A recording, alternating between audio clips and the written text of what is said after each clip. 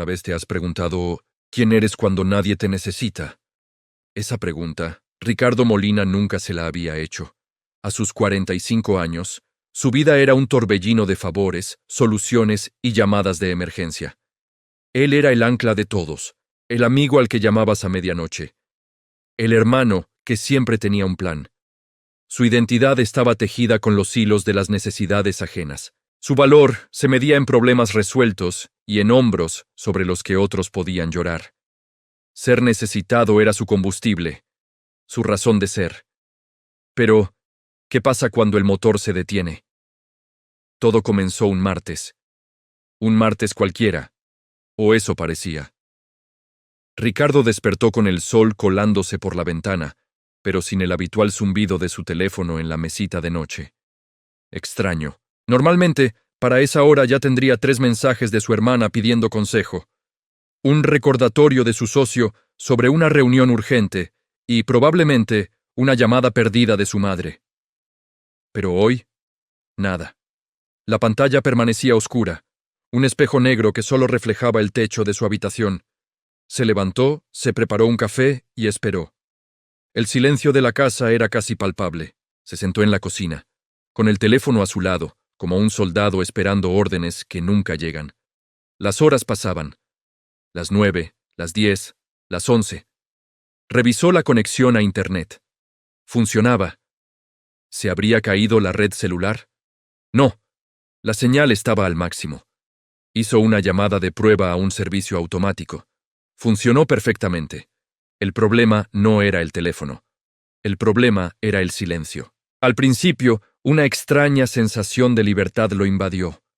Un día libre. Un día sin fuegos que apagar, sin dramas que mediar.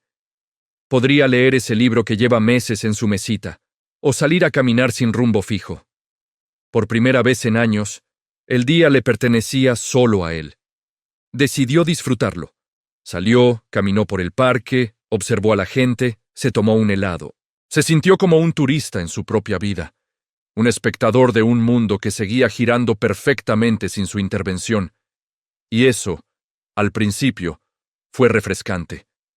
Pero a medida que el sol comenzaba a descender, la euforia se desvaneció, dejando un residuo amargo y frío. La libertad empezó a sentirse como abandono. El silencio ya no era paz, era un vacío ensordecedor. Volvió a casa y se sentó en el mismo sillón de siempre, mirando el teléfono. La pantalla seguía apagada. ¿Y si les había pasado algo a todos? La preocupación lo asaltó.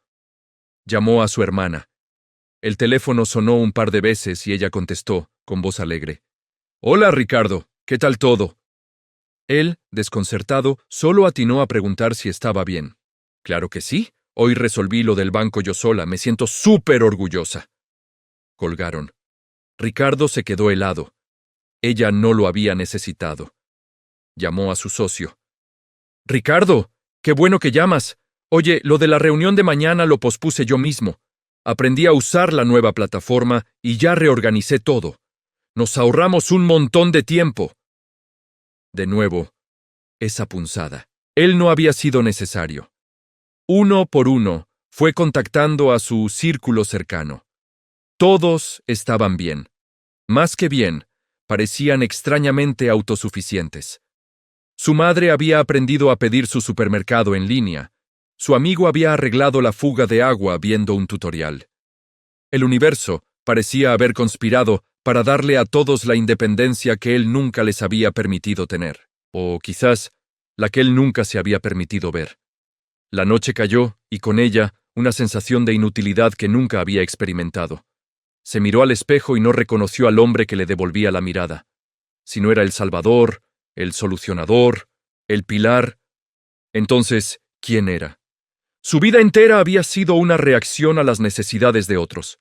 Había construido su autoestima sobre los cimientos de la dependencia ajena. Ahora, esos cimientos se habían derrumbado y él estaba en caída libre. ¿Le gustaba la música? No lo sabía. ¿Tenía un pasatiempo que no fuera ayudar? No podía recordar ninguno. Su propia identidad era un fantasma, una sombra que solo existía cuando se proyectaba sobre alguien más. Esa noche, Ricardo no durmió. El silencio de su teléfono era un grito que le taladraba el alma. No era el silencio de la paz, sino el de la irrelevancia. Por primera vez, se enfrentó a la pregunta que había evitado durante décadas. ¿Qué quiere Ricardo? No Ricardo el hermano, ni Ricardo el amigo, ni Ricardo el socio. Solo Ricardo.